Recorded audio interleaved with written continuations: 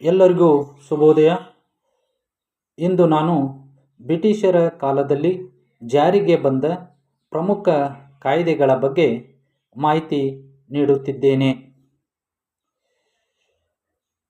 1773ರಲ್ಲಿ regulating ಕಾಯ್ದೆಯನ್ನು ಬ್ರಿಟಿಷರು ಜಾರಿಗೆ ತಂದರು. ನಂತರ 1784ರಲ್ಲಿ ಕ್ವಿಟ್ ಇಂಡಿಯಾ ಕಾಯ್ದೆಯನ್ನು ಜಾರಿಗೆ ತಂದರು.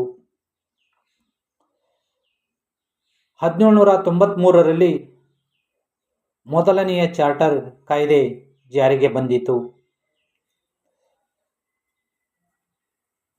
1813ರಲ್ಲಿ ಎರಡನೆಯ ಚಾರ್ಟರ್ ಕಾಯ್ದೆ ಜಾರಿಗೆ ಬಂದಿತು.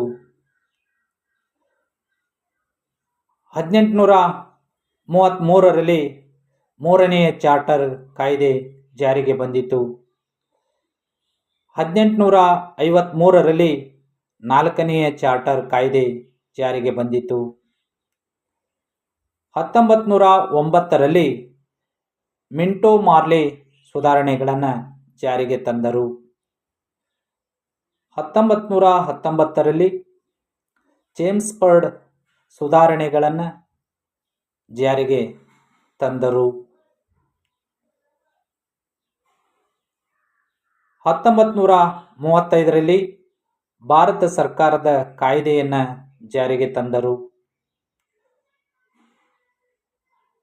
1947ರಲ್ಲಿ ಭಾರತ ಸರ್ಕಾರದ ಕಾಯ್ದೆಯನ್ನು ಜಾರಿಗೆ ತಂದರು.